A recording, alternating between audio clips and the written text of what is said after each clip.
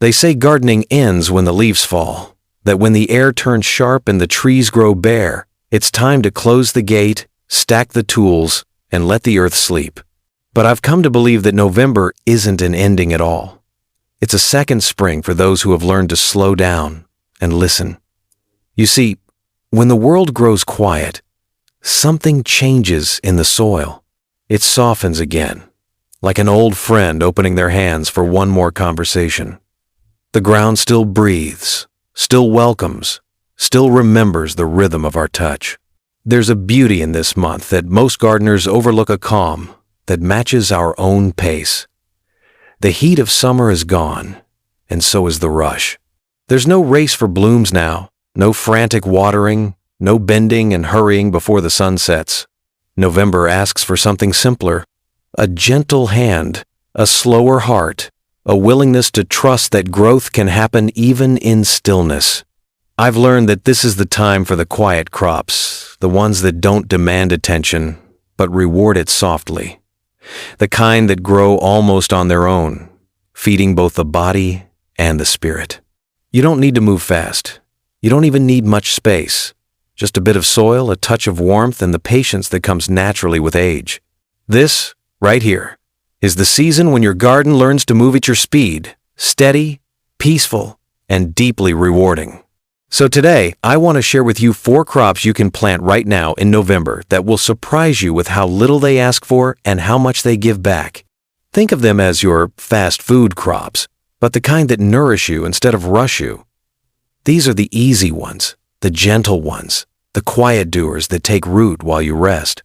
By the end of this video, you'll know exactly what to plant, where to place it, and how to tend it without strain or heavy work. And I'll share one small secret, a lazy gardener's trick that lets your soil do most of the work for you, even when you're sipping tea indoors. These aren't guesses or trends. They're the crops that have carried me through more late autumns than I can count, each one reminding me that the garden still wants me here no matter the weather, no matter my pace. Hey there, garden lovers. I'm John Thornfield, and this is Golden Garden Days, a place where we slow down, breathe deep, and find joy in growing, especially in the quieter seasons of life. If you're someone who loves the scent of damp soil, the peace of morning air, and the satisfaction of seeing new life even as the world cools down, you're right at home here. Here, we believe gardening isn't about working harder. It's about working in harmony with the rhythm of the earth and with the rhythm of your own body. If your knees ache a bit more these days, or you find bending tougher than before, don't worry. This channel is for you. Every week, I share gentle garden wisdom made for comfort and ease tips that keep your soil, your body, and your spirit healthy together. So before we head into the garden, take a moment to subscribe and turn on the bell icon. Not for me, but for you, so that each week you'll have a calm companion reminding you that the garden is still yours in every season. All right then, let's begin. Go ahead and pour yourself a warm drink, maybe a cup of chamomile or coffee, and slip on your gardening gloves. Step outside with me into this cool November air. Feel the way it wraps around you, quiet but alive. The ground may look tired, but it's not. Beneath that thin crust of frost lies a living world, just waiting for a sign from you. Let's get started, because your November garden, your second spring, begins right now. Crop 1. Winter salad greens. The easiest kind of abundance. If you've ever thought November was too late to grow anything tender, here's a gentle surprise. This is one of the best months to plant winter salad greens. They love the chill more than the heat, and they grow quickly, like old friends eager to see you again after a long summer apart. Spinach, arugula, mizuna, and even mustard greens, these hardy little leaves don't mind the cold at all. In fact, they prefer it. The cooler air slows their growth just enough to make the leaves sweeter, richer, and more full of flavor. When I step outside in the morning and see the frost glistening on the soil, I think about how forgiving these greens are. You don't need a big plot. A few window boxes or raised containers will do just fine. I like to use a waist-high bed near the porch that way. I don't need to bend or kneel. Just sprinkle the seeds across the surface. Brush a thin layer of compost over them with your hands, and let the November air do the rest. Keep the soil moist, but not soggy. A simple watering every few days is plenty. And when you see those first tender leaves appear, don't wait too long to taste them. Harvest a few at a time. They'll grow back again, quietly and reliably. There's something deeply satisfying about clipping those soft green leaves while the world outside looks bare. It reminds me that life never stops, it only changes rhythm. And here's a small tip. If you have a sunny kitchen window, you can grow a miniature salad garden right inside. A pot of baby spinach on the windowsill, a tray of arugula by the sink. Each one becomes a living decoration, and when you clip them for lunch, the scent of fresh greens fills the air. It's a little taste of summer, hiding in plain sight in November. So if you're ever feeling that ache of quiet after the busy months of summer gardening, plant a few handfuls of winter greens.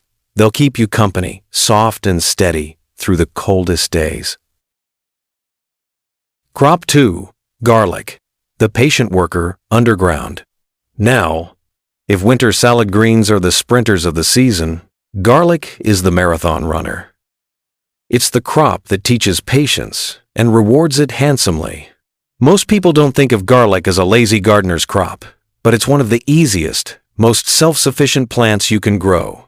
Once it's tucked into the ground, it asks for almost nothing. It just quietly gets to work beneath the surface while you rest. Here in the U.S., November is the perfect time for planting garlic in most zones. The soil is still soft enough to dig, and the air is cool enough to help the cloves settle in before winter truly arrives. I like to use a small trowel or even a wooden spoon handle to make the holes. It's easier on the wrist. Drop each clove in, pointy side up, about 4 to 6 inches deep. Then cover it gently with soil and mulch. You can use shredded leaves, straw, or even pine needles, whatever's close at hand. The best part? Once planted, you can forget about it. The cloves will send down roots before the frost, and then sleep quietly through the coldest months. In spring, you'll see slender green shoots pushing through, strong and confident. When that happens, you'll know your patience has been rewarded.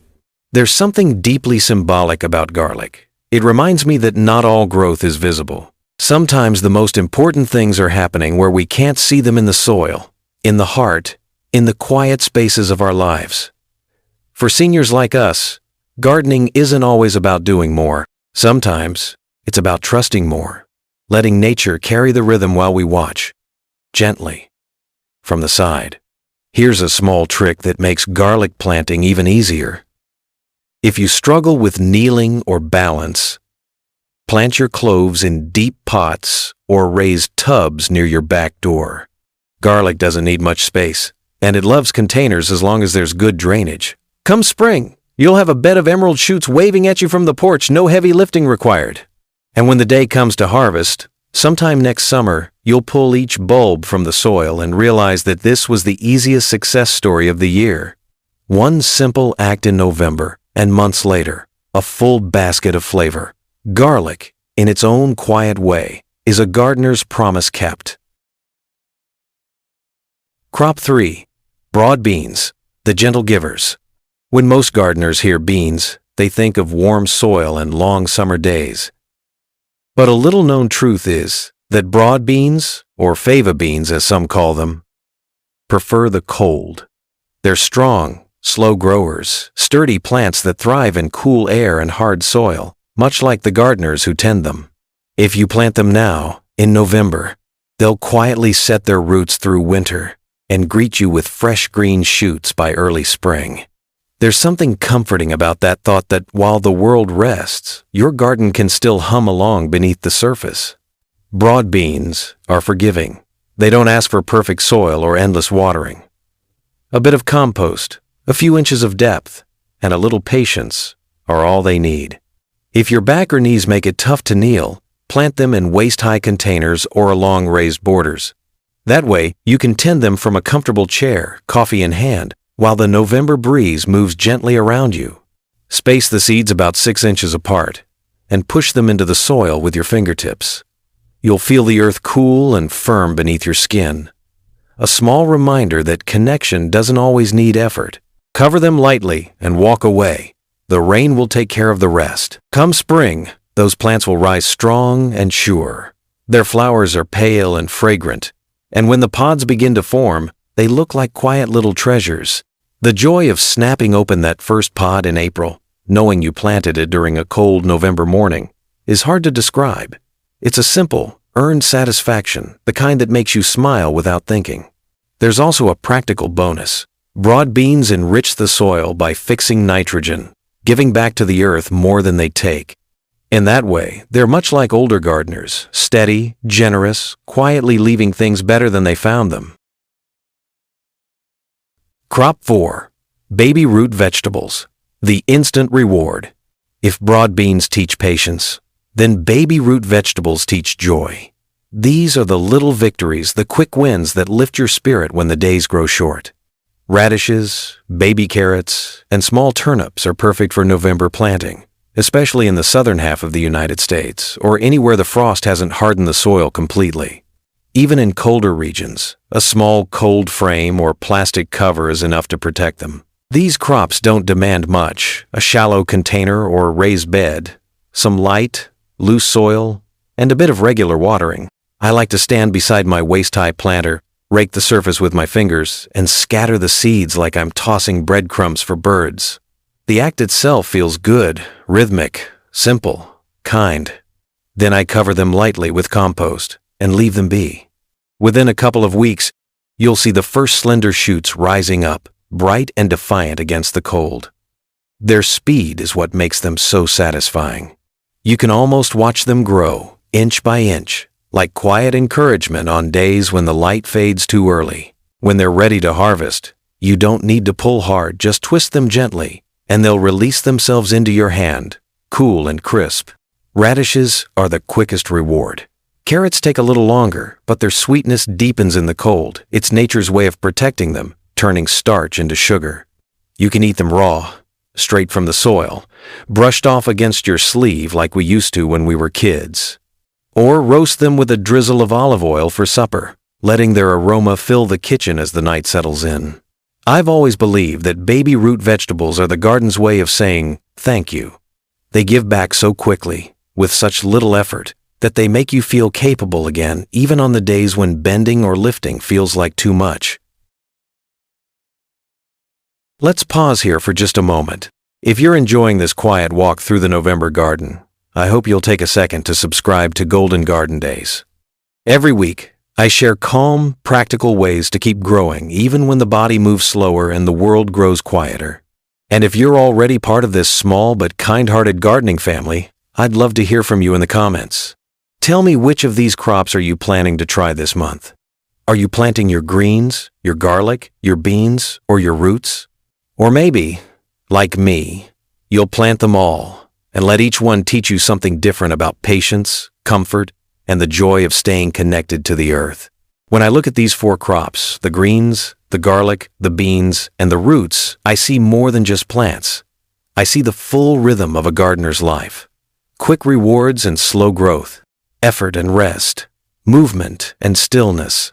The November garden isn't about work anymore. It's about staying in touch with the soil, with the seasons, and with the quieter part of yourself that still loves to nurture and be nurtured in return. As the sun dips lower and the air turns cool, I often find myself lingering outside a little longer, just listening. The sound of dry leaves brushing across the path, the hum of a distant bird, the steady beat of my own heart as I look over what I've planted. It's all still alive, all of it, and so are you. Now, I promised you a secret, something quiet but powerful, a little trick that makes gardening in November not only easier but more enjoyable. I call it the lazy bed. It's not a new invention, just an old gardener's wisdom simplified for a slower rhythm. The idea is simple. You build the garden up to meet you, instead of forcing yourself down to meet it. Choose a sturdy container, or raised bed at waist height, something comfortable, something that doesn't make you bend or strain. Line the bottom with cardboard or straw, then layer in compost, leaves, and topsoil. Don't overthink it. Nature doesn't. You're creating a soft, rich bed that stays warm even when the nights turn cold. Once it's set up, plant your crops greens on one side, garlic or beans on the other. Cover them with mulch, water lightly, and let them rest. What happens next is almost magical. The compost underneath begins to break down slowly, generating just enough heat to keep the roots cozy through early frosts. Worms move in, doing the turning and feeding for you. You don't have to till, dig, or bend the bed. It takes care of itself. All you do is visit, watch, and occasionally water when the soil feels dry. I've been using this method for years now. It's given me something priceless: independence. The feeling that I can still garden fully, even on the days my knees disagree. It's a design born out of acceptance, not resistance. Instead of trying to keep up with the old pace, I've let the garden slow down to mine. So if you take only one thing from this video, let it be this: your garden should fit your life, not the other way around. Build it to your comfort. Let it meet you halfway. You've earned that ease. And there you have it, your November must-plant crops for the lazy gardener. 4 small steps that keep the spirit of your garden alive, even as the year winds down. Winter greens for color and freshness. Garlic for patience and reward. Broad beans for strength and renewal. Baby roots for quick joy and comfort. Together, they turn November into something far more beautiful than the end of a season. When I stand in my garden on a cool November afternoon, the air smells like damp leaves and new beginnings. The soil, darker now, feels alive beneath my fingertips, soft, forgiving, patient. There's a sense of peace that comes from knowing the garden doesn't need you to do more. It just needs you to be there, watching, listening, trusting. Each of these crops is a quiet reminder that life doesn't stop growing when we slow down.